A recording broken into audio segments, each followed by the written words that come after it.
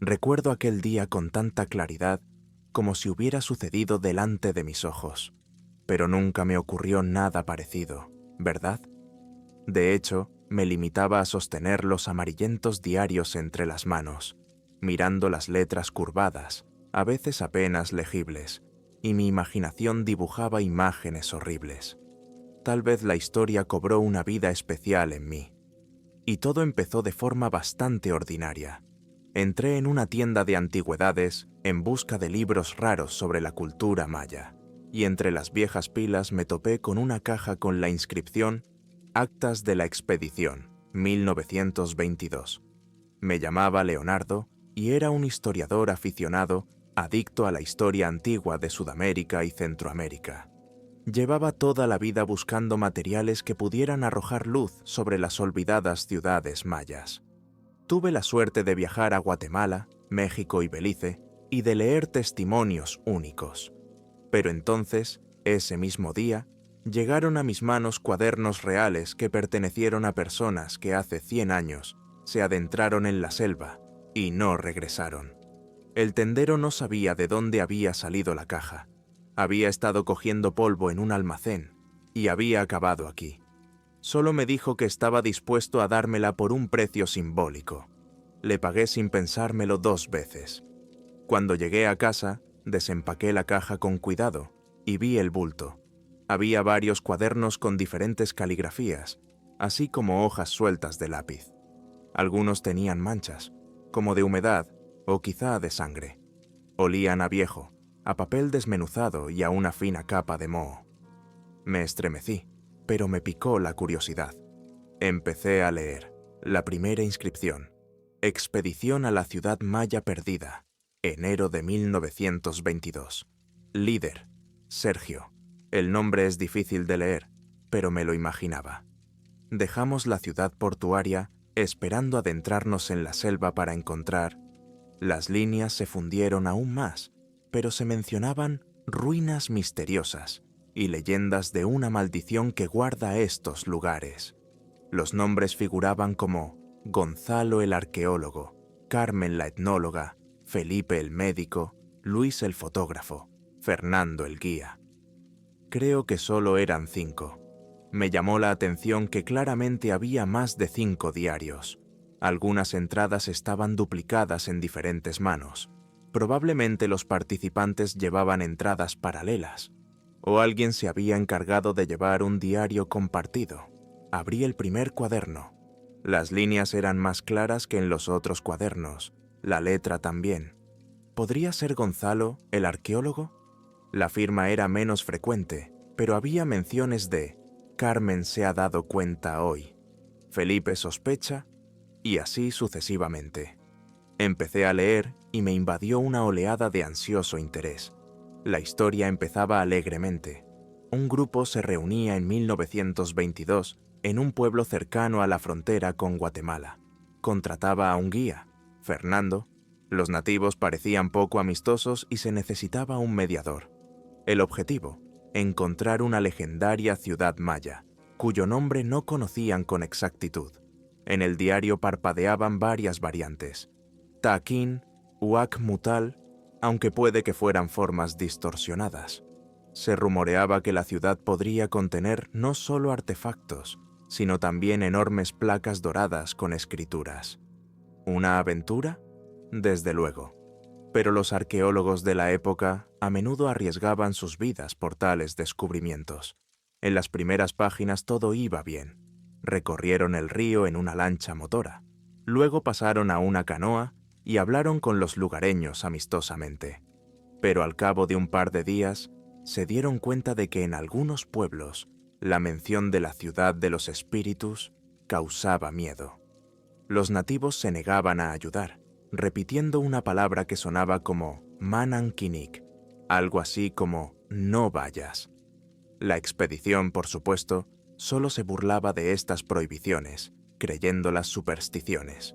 Un escritor del diario afirmaba que no tenemos nada que temer, tenemos armas, provisiones y experiencia. Además, somos científicos, no aventureros. Al leer estas líneas, ya sabía que habían desaparecido sin dejar rastro. Pero, ¿cómo había ocurrido exactamente? Seguí hojeando. Las páginas fueron arrancadas y otra letra, más frenética, ocupó su lugar. Tal vez el autor había cambiado. Había descripciones de travesías por pantanos, picaduras de insectos, la muerte de uno de los porteadores a causa de la fiebre. Los miembros de la expedición empezaron a mostrarse preocupados. Por la noche oían susurros extraños, voces inaudibles. El guía Fernando afirmó que los espíritus de los antiguos mayas, contra. Pero los arqueólogos, hombres de aquel redil, no le creyeron. El siguiente pasaje contenía relatos de los primeros hallazgos. Al pie de las colinas se toparon con estelas de piedra con jeroglíficos medio borrados. Carmen, traducidos, hablaban de una advertencia de que aquella ciudad había sido tragada por las tinieblas, por pecar contra los dioses. Gonzalo bromeó diciendo que era la típica retórica religiosa, pero alguien de la tripulación empezó a pedir volver. Y fue entonces cuando el diario mostró signos de tensión. Felipe se queja de pesadillas, dice que vio luces fantasmales en el bosque. Luis jura que nos han seguido durante la noche. Fernando se ha puesto nervioso, nos mira como si tuviera miedo. La lectura fue absorbente, como si estuviera viendo una película de terror. Página tras página, el texto empezaba a oscurecerse, la letra a crisparse. El autor parecía escribir con prisa o con miedo. Llegaron a un poblado indio abandonado. No encontraron a nadie, pero las chozas estaban intactas, como si sus habitantes las hubieran abandonado hacía poco. Solo encontraron cosas esparcidas y hogares humeantes, y en una de las paredes colgaban amuletos hechos con huesos y pelo humano, probablemente amuletos o algo más macabro. Luis lo fotografió todo, pero algunas de las imágenes, como escribió el autor, salieron borrosas sin motivo. Felipe planteó la hipótesis de que la gente huía despavorida. ¿Pero de qué? A continuación, un trozo del diario detallaba un encuentro con un nativo que salió de la espesura. El hombre estaba cubierto de tatuajes y susurraba una frase que sonaba como Yaskun.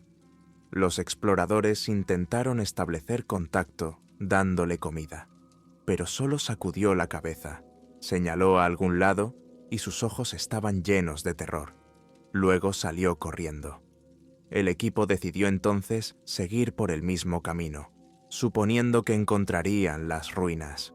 A continuación, la escritura vuelve a cambiar. Gonzalo, el arqueólogo, parece haber empezado a tomar notas él mismo. Llegamos a un lugar donde los árboles se separaban, dejando al descubierto antiguas plataformas de piedra. En el centro había columnas corroídas por el tiempo. Increíble, parecía una auténtica ciudad maya que nadie conoce. Describió el deleite, pero también la sensación de que estaban siendo observados. No hay sonido de pájaros, ni de animales. Es como si estuviéramos en el vacío. Carmen dice que tiene frío, aunque el calor es matador. Felipe maldice a cada mosquito. Fernando permanece en silencio. Luis hace fotos de todo, pero mira nervioso a su alrededor.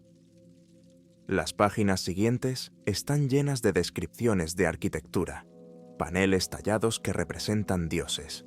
Uno de los dioses, a juzgar por el dibujo, tenía colmillos y ojos saltones, quizá algún tipo de deidad ctónica.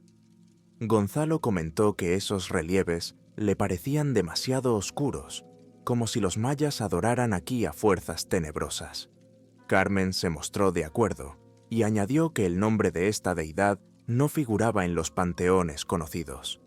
¿Podría tratarse de un culto localizado o un fenómeno de sincretismo procedente de otras tierras?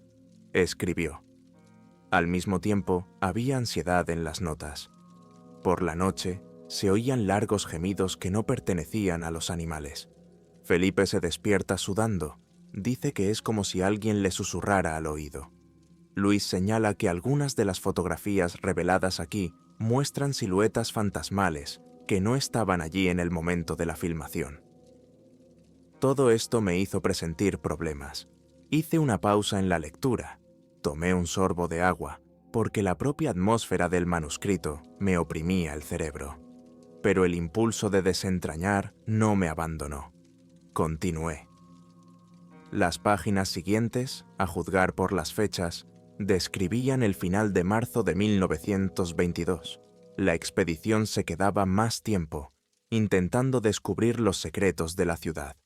Pero algo les pasaba a todos los implicados. Carmen estaba cada vez más callada. Gonzalo se volvía irritable. Felipe se cansaba y amenazaba con volver. Fernando parecía intentar convencerles de que suspendieran la expedición, pero Gonzalo y Luis estaban decididos. Se hace especial hincapié en las extrañas inscripciones y bajorrelieves en los que aparecen personas con los ojos arrancados como si estuvieran haciendo sacrificios. En una página se detalla la sala subterránea, hallada por los investigadores en la base de la pirámide. Allí las paredes están cubiertas de pintura roja. En el centro hay una plataforma de piedra con símbolos tallados. Los autores del diario escribieron: «Allí hace un frío abominable, y las antorchas iluminan tenuemente la carnicería representada en las paredes. Es como si la gente se estuviera cortando el cuello en un ritual». Felipe decía que era una locura, pero Gonzalo quería fotografiar cada detalle. Entonces, los acontecimientos empezaron a calentarse. La entrada, Fernando desapareció durante la noche. Encontramos signos de lucha. Hay sangre en el suelo. Nadie oyó un grito, solo un murmullo constante en la espesura. Luis afirma que vio dos figuras fantasmales a la luz de la luna, llevándose al guía. ¿Es eso posible? Lo buscamos hasta la mañana, pero no hay rastro de él. Queremos irnos, pero Gonzalo grita que no tolerará que se interrumpa el proyecto. Carmen está pálida, dice que estamos malditos. Lo que sigue es más y más horror. Otro nombre. Felipe parece estar enfermo, tiene fiebre, pero insiste en que le persigue la mirada de alguien. Anoche intentó huir, apenas pudimos retenerle. Luego llega la nueva y terrible noticia. Carmen ha desaparecido igual que Fernando. Su tienda está hecha un desastre, y hay gotas de sangre en las baldosas de piedra de la entrada. Luis está en estado de shock. Gonzalo parece loco. Grita que estamos a un paso de un gran hallazgo y que no debemos rendirnos. Pero, ¿cómo vivir ahora? El corazón me latía con fuerza, como si yo mismo estuviera recorriendo las ruinas, y eso que solo había leído notas de 100 años atrás. Los diarios parpadeaban con otra letra. Luis, el fotógrafo, comenzaba un breve informe. Faltan 2, los 3. Felipe está muy débil, delira. Gonzalo camina de noche, buscando la entrada al calabozo. Oigo tambores, pero no hay nadie que toque. El aire huele a muerte. Oigo voces. Reconozco la palabra Yaskun. ¿Qué significa? Por la tarde me encontré con una losa nueva, grabada con una especie de advertencia. Quien perturbe la paz será entregado a los espíritus. Al parecer, eso es lo que nos espera. Cuando dejé de leer, me estremecí. Quizá todo fuera un engaño, pero la escritura era obviamente genuina, papel viejo. Luis describió cómo tuvieron que ponerse las provisiones que les quedaban e intentar volver a pie a través de la selva. Pero algo o alguien les hizo retroceder. Todas las noches oían crujidos, veían vagas siluetas entre los árboles, y su pequeño grupo vagaba como si perdiera la orientación. Felipe murió al mediodía, sin despertar de su delirio. Gonzalo no enterró el cadáver. No tenemos tiempo. Además, es inútil. No entiendo nada. Es como si aquí cambiaran las leyes de la realidad. ¿Una maldición? No quiero creerlo, pero... Vuelta y la siguiente entrada. El mismo Luis escribe. Gonzalo salió por la noche. Dijo que había oído la voz de Carmen. No quise dejarle ir solo, pero me apartó. Me quedé atrás, temblando de miedo. Por la mañana se fue. Estoy sola. Maldita sea. Y la carta se hizo corta. Luego solo trozos de manuscrito en tinta diferente. Me persigue. Oigo. No puedo salir. Las últimas palabras están desgarradas, como si el hombre escribiera en agonía. Si alguien encuentra esto, váyase inmediatamente. Maldición. Ciudad. Se me apretaron las entrañas. Ese fue el final de la expedición. Todos se habían ido. Y de alguna manera los diarios aparecieron en la tienda. Tal vez uno de los lugareños encontró accidentalmente las cosas traídas de las ruinas. O hubo otro grupo que tropezó con el campamento. Pero no he visto ninguna información oficial sobre la desaparición. La historia se había disuelto en el boca a boca. Después de esta lectura, me quedaron muchas preguntas. ¿Existe realmente una ciudad maya? ¿Qué tipo de rituales oscuros se realizaban allí? ¿Y está viva alguna de esas personas? Es poco probable, han pasado 100 años. Tenía miedo y al mismo tiempo me sentía inexplicablemente atraído. Después de todo, nuestros días ofrecían más oportunidades para investigar, tal vez para buscar las ruinas. Pero la idea de susurros y figuras fantasmales me aterrorizaba. Durante semanas me devané los sesos. Me dispuse a buscar referencias de archivo en Internet, en bibliotecas. Gran emoción. Encontré un breve artículo de periódico de 1922 sobre un grupo de científicos latinoamericanos desaparecidos en bosques impenetrables. Pero no había detalles. Declarados oficialmente desaparecidos, los equipos de búsqueda no pudieron encontrar ni rastro de ellos. Todo apuntaba a un fiasco. Sin embargo, en mi interior crecía la sensación de que la verdad estaba oculta ahí fuera, en la selva. Me puse en contacto con un par de exploradoras que conocía y les hablé de los diarios que había encontrado. Una mujer, Marta, se mostró interesada.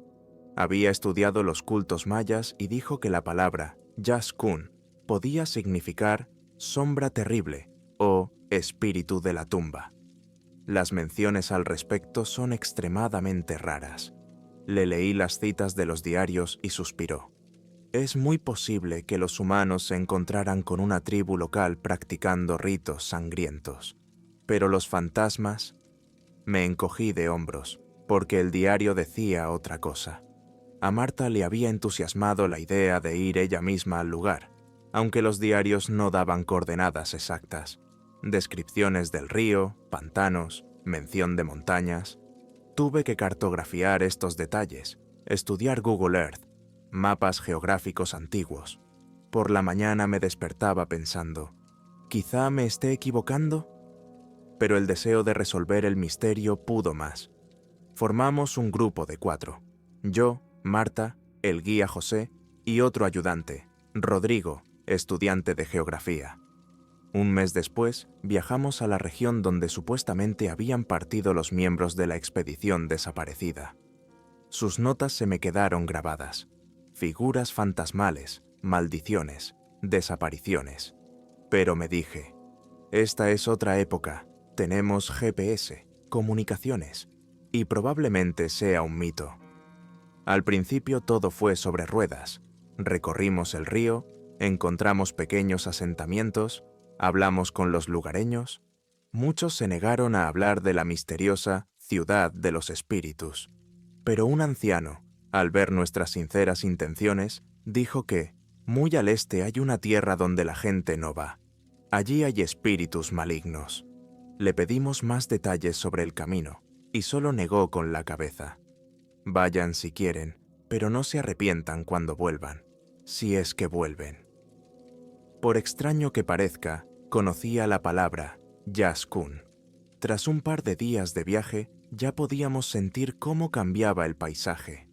El bosque era cada vez más espeso, el silencio más denso, como si los sonidos de la naturaleza se estuvieran silenciando. José dijo que eran lugares desiertos y que no eran de su agrado, pero no se negó a guiarnos. Los aguaceros se interpusieron y tuvimos que hacer descansos. Reflexioné sobre cómo la expedición desaparecida había viajado sin navegación, con solo una brújula y planos aproximados. No me extrañó que se perdieran. El cuarto día llegamos a una zona pantanosa similar a la descrita en los diarios. Rodrigo, comprobando el GPS, confirmó. Según tus suposiciones, estamos cerca. Entonces mi corazón empezó a latir con fuerza. ¿Realmente existían las ruinas? Pasamos la noche en una pequeña tienda, entre mosquitos y el mal olor de la humedad. La noche transcurrió inquieta. Todos tuvimos sueños inquietantes. Yo soñé que bajaba por unas escaleras antiguas, que me rodeaba un muro de enredaderas y que los ojos de alguien me observaban desde allí. Por la mañana pasó algo malo. José dijo que había oído a alguien merodeando por el campamento durante la noche, pero no vimos a nadie. Bueno, tal vez un jaguar o algún otro animal. Continuamos nuestro camino. Finalmente, llegamos a algo que parecía un claro, densamente cubierto de maleza, y había cascotes de piedra que sobresalían del suelo. Aparté las lianas y vi un relieve con jeroglíficos. Marta confirmó. Parece maya, pero es extraño, no como el del período clásico. Rodrigo y yo no podíamos ocultar nuestro regocijo. José parecía hosco. Nos adentramos más en la espesura y nos quedamos atónitos. Frente a nosotros se extendía toda una terraza con basamentos de piedra, muros derruidos, restos de columnas. Parecía que habíamos tropezado con la misma ciudad desaparecida. Increíble. Recordé los diarios que describían las columnas, las divinidades talladas. Así que coincidía. Pero nuestra alegría duró poco, pues una sensación opresiva nos envolvió. Las mismas energías oscuras, quizá. A medida que nos adentrábamos, vimos una pirámide gigante, medio engullida por el bosque. La cima se había derrumbado y el barro corría por los escalones. Parecía haber permanecido en silencio durante siglos. Marta corrió hacia la pared, intentando descifrar las inscripciones. Rodrigo estaba haciendo fotos. Sentí un repentino escalofrío, aunque el calor era abrasador. Me vinieron a la mente las palabras de los diarios. Silencio, no hay pájaros. Y, efectivamente, no oí el grito de ningún pájaro. Acampamos justo al pie de la pirámide. José lo desaconsejó, pero le aseguramos que era solo para un par de días. Durante el primer par de horas exploramos las ruinas cercanas, encontrando fragmentos de cerámica. Todo apuntaba a una cultura maya realmente oscura, o a una rama de ella. En un lugar encontré un obelisco con un bajorrelieve de una deidad. Estaba siendo sacrificado, a juzgar por el cuchillo ensangrentado. Las escenas eran espeluznantes, incluso para los estándares de las brutales ceremonias mayas. Marta pensó que podría tratarse de una secta radical que adoraba a un dios de la muerte o algo parecido. Hacia el atardecer oímos un sonido extraño, como un tamborileo lejano. Recordé el diario donde Luis había escrito sobre los tambores. Me dio un vuelco el corazón. Rodrigo intentó grabar en el dictáfono, pero cuando comprobamos la cinta, lo único que oímos fue el débil sonido del viento, nada de tambores. José encorvó los hombros en silencio. Hicimos un trato. Mañana tomaríamos todos los datos posibles y nos marcharíamos. La noche empezó tranquila, pero 1 o 2 horas después de medianoche, me desperté al oír un ronco murmullo cerca de la tienda. Escuché. Marta también parecía despierta y me miraba asustada. ¿Oyes eso?, susurró. Asentí y me asomé lentamente. Oscuridad, solo la luna, pero parecía que una figura destellaba contra la pared. Cogí la linterna, la encendí. Nada, solo las siluetas de los árboles, y luego el tamborileo de nuevo, apenas perceptible, como un pulso. Por la mañana, José ya no estaba. Sus pertenencias habían desaparecido. Su saco de dormir estaba vacío, pero a pocos metros del campamento, el suelo estaba arrugado, como si hubiera estado en una pelea. Gotas de sangre. Recordé que en mi diario también había desaparecido una vez un guía. Marta se sobresaltó. «Tenemos que buscarle». Rodrigo se apresuró a gritar. Dimos vueltas en círculos, gritando, pero fue en vano. El mismo silencio sepulcral. El pensamiento pasó por mi mente. Está pasando otra vez. ¿Qué hacer? ¿Volver sin guía? pero ya estábamos en lo más profundo de la selva. Teníamos el GPS, pero no era fácil para los tres. Especialmente Rodrigo notó que el aparato se comportaba de forma extraña. A veces perdía señal. Decidimos pasar el día buscando a José. Dimos vueltas por las ruinas, llamándole, pero el lugar estaba vacío, como si se lo hubiera tragado la tierra. Al anochecer, cansados, volvimos al campamento. Los tres nos sentamos alrededor del fuego, sin apenas hablar. Entonces Marta dijo que la búsqueda podría llevar días, pero que era demasiado arriesgado quedarse aquí. Partiríamos por la mañana. Estuvimos de acuerdo. Rodrigo se durmió y yo me recosté, escuchando a Marta hojear sus notas sobre las inscripciones. De repente gritó: «Leonardo, mira lo que hay aquí». Resultó que en la pared de la pirámide había escrito: «Ciudad de los espíritus, prohibida la entrada. La sombra antigua, Yaskun, reina aquí». Coincidía con los diarios. Sentí un escalofrío calarme los huesos. La noche volvió a traer pesadillas. Vi a José de pie en la abertura, con los ojos vacíos. Extiende la mano hacia mí, diciendo: «Ayúdame, es demasiado tarde». E inmediatamente las sombras que danzaban a su alrededor lo atraparon. Me desperté con un sudor frío. Miré fuera. No había luna, ni nubes. Se oía el chasquido de ramitas, como si alguien caminara. Me retorcí, temerosa de asomar la cabeza.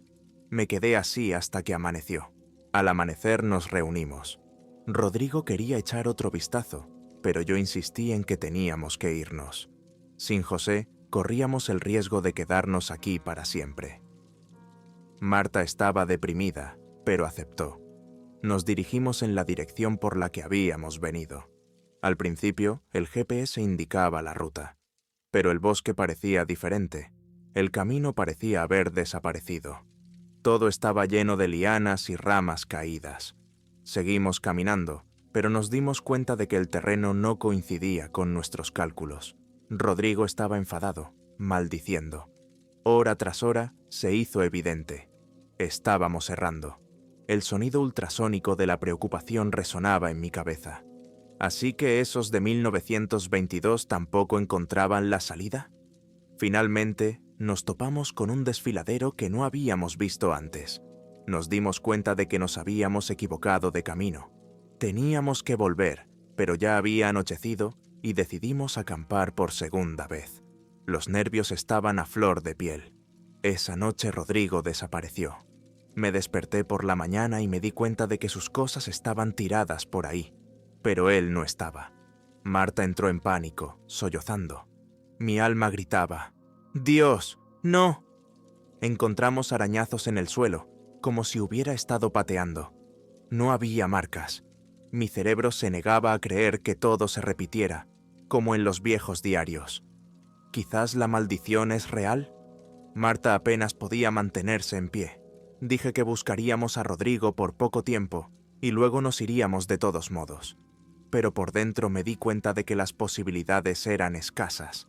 Desesperados, recorrimos los senderos de la comarca gritando su nombre. El bosque estaba en silencio. Me sorprendí a mí mismo pensando que podía oír tambores, pero Marta afirmó que era imaginario. O al revés, ella también lo oía, pero le daba miedo admitirlo. Al atardecer, volvimos a donde estaban las ruinas. Era como si camináramos en círculos y la ciudad nos tirara hacia atrás. Cuando vi las piedras familiares, me di cuenta de que aquí reinaba algo siniestro que nos impedía salir. Me vino a la mente una frase de mi diario: «Es como si alguien nos hiciera retroceder». Marta dijo que debíamos escondernos por la noche en una habitación con puerta. Quizá así no desapareceríamos. Encontramos una habitación con techo abovedado. Cubrimos la entrada con una losa de piedra y amontonamos escombros. Nos sentamos dentro a la luz de las antorchas, acurrucados. Marta temblaba, murmuraba: «No vamos a volver. Yaskun está aquí». Intenté consolarla, aunque yo también estaba nervioso. El tiempo parecía haberse detenido. En mitad de la noche, nos despertó un gemido procedente de algún lugar detrás de la pared. Luego un crujido, como si alguien arañara una piedra, y una voz como la de Rodrigo. ¡Abre! El corazón le dio un vuelco. Marta cogió la piedra, pero yo la detuve. «Es una trampa. Rodrigo no diría eso». La voz repitió. «Socorro, estoy herido». Pero el tono era frío, inexpresivo. Al cabo de unos 5 minutos, todo quedó en silencio.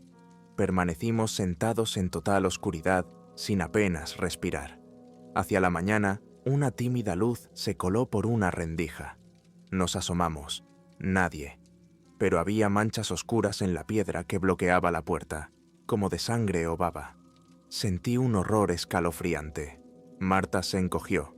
Dijo que no podía seguir, pero la obligué a seguir. Si nos quedábamos, estaríamos perdidos.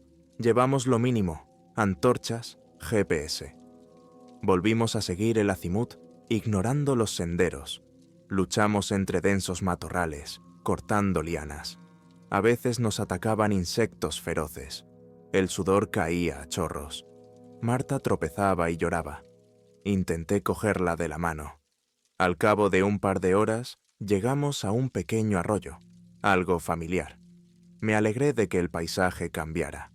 Pero entonces, en la orilla, vimos una vieja mochila abandonada, ya destartalada, que claramente llevaba muchos años en el suelo. La cogí con manos temblorosas. En el exterior había una inscripción descolorida. G. ¿Podría ser de Gonzalo? ¿De los diarios? Dentro había un trapo podrido, una caja oxidada y un pequeño libro, un cuaderno. Lo abrí y por las letras descoloridas pude saber que sin duda eran las notas de aquel arqueólogo. La última anotación. Oigo la voz de Carmen llamándome a la pirámide, diciendo que allí hay salvación. Luis no lo cree, pero yo no puedo evitarlo. Me estoy volviendo loca. Cerré el libro con un escalofrío. ¿Así que murió aquí o desapareció? Marta me miró con los ojos muy abiertos. Nos dimos cuenta de que no estábamos en un lugar tranquilo en absoluto. Decidimos continuar por el arroyo, con la esperanza de que nos llevara al río, y de allí al pueblo. Caminamos durante 1 hora, 2 horas, y de repente el GPS empezó a dar lecturas increíbles, y la brújula empezó a girar. Nos detuvimos sin saber a dónde ir. En ese momento, oí un crujido apenas audible detrás de nosotros. Me di la vuelta y a 10 metros, detrás de los árboles, estaba José, o alguien que se le parecía, pero sus ojos estaban completamente en blanco, sin pupila. Grité. Marta jadeó. La figura dio un paso hacia nosotras. Temblamos.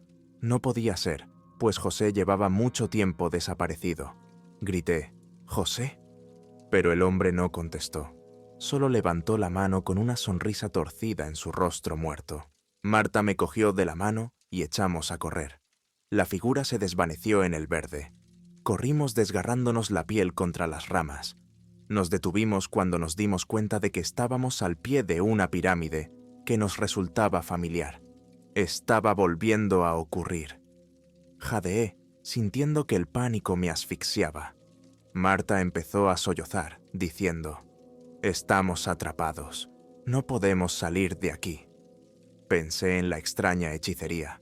Tal vez la maldición realmente está bloqueando la salida. Solo nos quedaba una opción. Decidimos subir a la cima de la pirámide para ver si podíamos ver alguna dirección. Subimos con cuidado los escalones medio podridos, resbalando en el musgo. Cada paso resonaba. Recordé que los diarios hablaban de una sala subterránea en la pirámide, pero no quisimos ir allí. En la cima vimos un espacio abierto, con arbustos que crecían en algunos lugares. Desde la altura había una vista espeluznante, una espesura impenetrable en todas direcciones. Había lagos en varios lugares, pero no podíamos distinguir cuál era nuestra dirección. Marta respiraba con dificultad, intentando no caerse. De repente me agarró. «¡Mira!» y señaló las coronas lejanas. Miré. Había unas vagas figuras blanquecinas como translúcidas que se movían entre los árboles. No podía creer lo que veían mis ojos. «¿Qué es?», susurré. Las figuras se deslizaban, ya fueran humanas o fantasmas. Detrás de ellas flotaba una espesa niebla. Decir lo que sentí es probablemente inútil. Miedo animal. Descendimos sin saber a dónde ir. Sugerí que nos arriesgáramos a entrar en la sala subterránea de la pirámide. ¿Y si allí había inscripciones sobre una forma de levantar la maldición? Parecía que estábamos repitiendo el destino de la expedición desaparecida, y acabaríamos igual si no encontrábamos una salida. A la luz de la linterna, encontramos un pasadizo que conducía a las cámaras inferiores. Pasillos de piedra, humedad, olor a podrido. Mi corazón latía con fuerza. Pronto llegamos a una gran sala. Las paredes estaban cubiertas de dibujos rojos y negros. Personas con el corazón arrancado. Un monstruo con una larga cola y dientes afilados. En el centro de la sala había una mesa de piedra cubierta de escritura. Del techo goteaba agua. Marta se acercó y examinó los jeroglíficos. Tradujo en voz alta: «La ciudad está condenada. La sombra se alimenta de los vivos. Quien la perturbe caerá en su poder». Me estremecí. Entre los símbolos se veía un signo parecido a una espiral adornada. «Parece ser un hechizo de invocación», dijo Marta. «Tal vez los antiguos mayas invocaron a algún tipo de entidad, y ésta se quedó en la ciudad, matando a todos los forasteros». Me mostró otro fragmento. «Quizá te dice cómo deshacerte de la maldición, pero está todo borrado». No, imposible de descifrar. Me sentí desesperada. ¿De verdad no hay salida? Entonces me fijé en otro panel del suelo. Talladas en la piedra, había figuras que parecían 4 personas sosteniendo a un quinto ser en el centro. ¿Podría ser un indicio de un ritual compartido? Pero solo estamos nosotros dos. No es suficiente para repetirlo. De repente, una sombra parpadeó en la entrada. Nos giramos. Allí estaba Rodrigo, o su fantasma, con la piel desgarrada, los ojos sin blanco. Exhaló roncamente. «¿Por qué estáis aquí?», grité de horror. Marta cayó de rodillas. La criatura dio un paso adelante. La agarré del brazo y me lancé hacia la puerta lateral, intentando escabullirme. Por el estrecho pasillo salimos jadeantes. Corrimos y corrimos, sin encontrarle sentido al camino, hasta que llegamos a un claro. Cayendo al suelo, luchamos por respirar. Empezaba a anochecer. Todo estaba envuelto en una penumbra gris. «No podemos escapar», gritó Marta. «Tenemos que hacer algo». Sentí que el fin estaba cerca. Pensé en la información mencionada en los diarios. Tal vez alguno de ellos había intentado realizar un ritual de salida, o algo parecido, pero había fracasado. Decidí, o intentamos quemar las ruinas malditas, o intentamos realizar el ritual de exorcismo, si es que existe tal cosa. De lo contrario, esa cosa nos devorará uno a uno.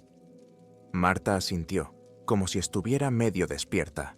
Volvimos al campamento, recogimos el resto de la gasolina. Teníamos un poco en un bidón para el generador.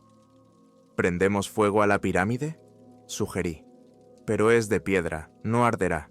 Pero tal vez enredaderas, árboles». Es una idea desesperada, pero es mejor que nada. Vamos a la pirámide. Aquí ya está oscuro, las antorchas tiemblan. Cerca de la pirámide imaginamos voces pidiendo ayuda. Pero no nos engañamos. Vertimos gasolina en las raíces crecidas que trenzaban las paredes y les prendimos fuego. Las llamas prendieron, pero la humedad estorbaba. Las enredaderas prendieron en alguna parte y salió humo. Por un segundo vimos surgir del humo una sombra negra parecida a una figura humana, que lanzó un grito silbante y desapareció. Mi corazón estaba exultante. ¿Podría estar funcionando? El fuego se expandió poco a poco, rompiendo el verdor. Pero nos sentíamos mal. El humo podía dejarnos aislados. Le grité a Marta: «Tenemos que retroceder». Salimos corriendo. Y entonces nos dimos cuenta de que una niebla oscura salía de debajo de las rocas, como si la propia tierra respirara una energía ominosa. De esa niebla salieron varias figuras, los mismísimos fantasmas o muertos animados. En sus rasgos podía leer a José, a Rodrigo, o tal vez a los de 1922. Nunca antes había sentido un horror tan escalofriante. Intentamos retroceder, pero aquellas entidades se alzaron a nuestro alrededor, rodeándonos. Sus bocas se movían sin sonido, sus ojos en blanco. Parecía que extendían las manos, invitándonos a unirnos a ellos. Marta me apretó con fuerza la palma de la mano. La idea me rondaba la cabeza. Es el final, no nos salvaremos. De repente, detrás de nosotros, el fuego crepitó en las lianas que rodeaban la entrada de la pirámide. Un destello de luz brillante iluminó toda la escena, y las sombras retrocedieron, siseando. Me di cuenta, tenían miedo al fuego. Quizá haya una posibilidad de pasar. Arrastré a Marta por el estrecho pasadizo entre las figuras fantasmales, sosteniendo delante de mí la rama en llamas que había agarrado con agonía. Las figuras se separaron, dejando escapar gemidos. Echamos a correr, directamente hacia la jungla. Corrimos durante mucho tiempo, incapaces de abrirnos camino. Finalmente llegamos a una pequeña colina y nos posamos por el cansancio. Esperé a que los fantasmas nos alcanzaran, pero solo había oscuridad. A lo lejos ardía un fuego que parecía quemar árboles. Un incendio debía de haber envuelto la pirámide. ¿Quizá destruiría el nido de la maldición? Al amanecer lo vimos claro. El humo seguía saliendo de allí, pero ahora la selva no parecía tan hostil. El GPS volvía a funcionar. Rápidamente nos dimos cuenta de a dónde ir. A la hora de comer, llegamos al río, donde conocimos a un pescador que se maravilló de nuestro estado y nos llevó al pueblo más cercano. Estábamos en estado de shock, arañados y agotados. Los ancianos del lugar escucharon nuestra historia con caras tristes, meneando la cabeza. Ciudad de tinieblas, los supervivientes no son raros, pero no siempre. Así fue como nos salvaron. Todavía me atormentan esos recuerdos. Cuando volvimos, Marta y yo fuimos al hospital con agotamiento y fiebre, pero sobrevivimos. Rodrigo, José se quedaron en aquellos bosques, como aquella expedición de 1922. Nadie sabe si el incendio destruyó realmente el Yazkún o solo despertó aún más la ira.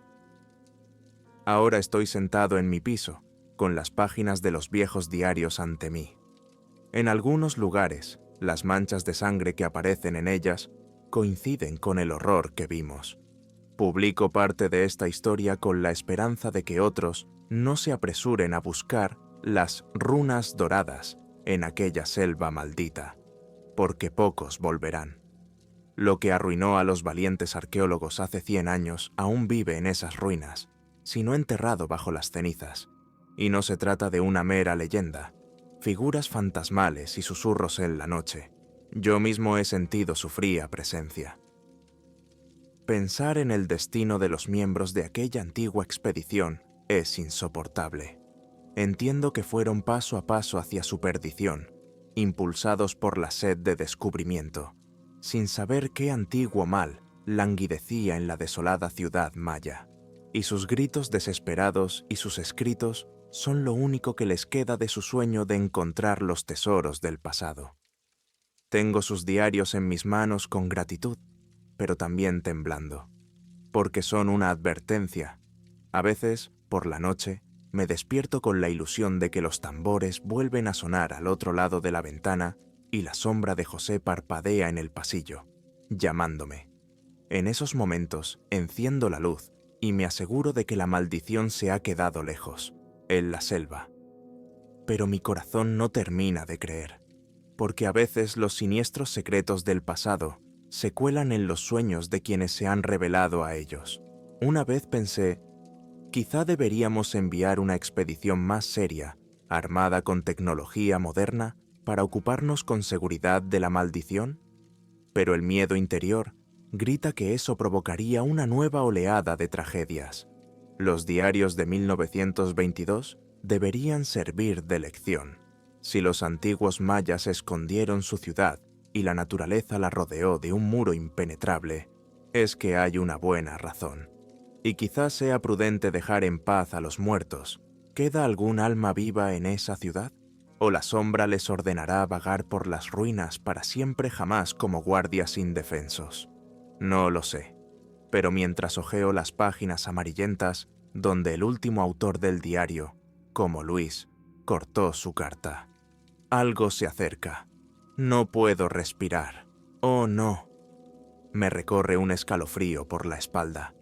Imagino a este hombre, presa de un terror mortal, tratando de advertirnos de algo que no se puede comprender, hasta que uno ve por sí mismo cómo la oscuridad cobra vida en el follaje tropical.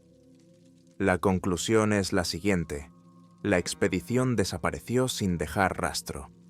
Un siglo después, sus diarios están en mis manos, pero el misterio sigue sin resolverse.